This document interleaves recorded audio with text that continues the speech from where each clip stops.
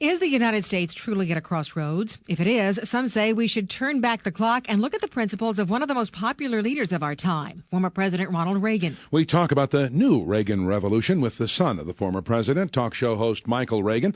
Michael, we talked with your half-brother Ron yesterday about his comments about your father's Alzheimer's disease. In retrospect, perhaps those things were very early signs of Alzheimer's, but they could have been something else, too. Now, he seems to be stepping back, or at least qualifying his comments. Do you think your reaction to his remarks may have played a role? Well, I don't think it's just my comments got to him. I think that all the doctors and all the people that worked with my father who've been interviewed in the last few days that just discounted all of it, got him to a point he had to back off and really look at what he said and what he did. And I'm glad he's backing off of them. I think that's important that he do that. I just wish Ron had talked to me. I'm the chairman of the John Douglas French Alzheimer's Foundation, or talked to his mother, or talked to any number of people about that inkling instead of just writing it in a book and having the explosion of media that's come with it. Well, we're still hearing all this talk about toning down the rhetoric these days, as if politics played a role in the Tucson shooting incident.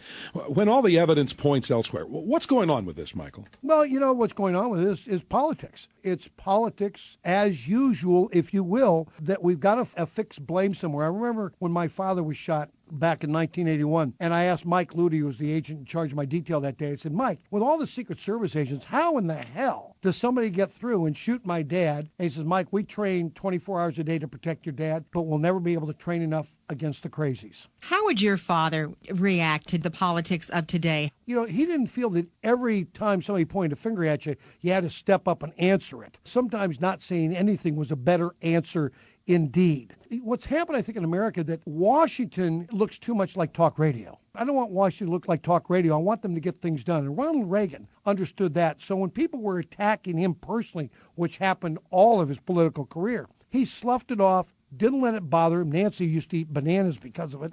But Ronald Reagan knew that if he stood up and just played the gentleman, found areas of agreement, he can move the ball forward, which he did down the road. That's why he was able to get together with Tip O'Neill, Mikhail Gorbachev, Pope John Paul, all the people he got together with to change the world during his 8 years. Well, the Republican Party won in a big way in November, but just beneath the surface in the party, there's a real split between the Tea Party advocates and the old line. How serious is this split? Well, there's always that split. You know, the Reagan Republicans were the grassroots, the Tea Party of the time. You know, he was never supported by the Rockefeller Republican side of the party. Ronald Reagan knew that. He had to build the grassroots in order to get into Washington, and he truly was change in Washington, D.C. But I think the Tea Party, now that they've had this movement and it's worked out for them, you can't get caught up with this, okay, we own it, it's ours, we want it all. Ronald Reagan understood, hey, you don't get it all. As we look at election 2012, who do you see as being most closely aligned with your father? I don't, to be honest with you, I don't even look at it that way. I'm looking for a leader. I think we make a mistake by trying to find Ronald Reagan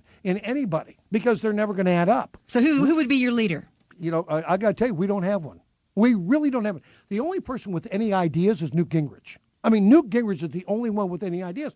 But, you know, he's got his own problems with 3 marriages. You got Sarah Palin, who polarizes. You got Mitt Romney, who basically only can relate to somebody making $1 million or more. I mean, you've got some real problems out there. I wish I could work with these people because, you know, Ronald Reagan really understood the art of communication, but he understood, too, how to communicate with people. We have too many politicians today to speak in sound bites, and they don't speak in stories and parables like Ronald Reagan. Thank you, Michael. Talk show host Michael Reagan.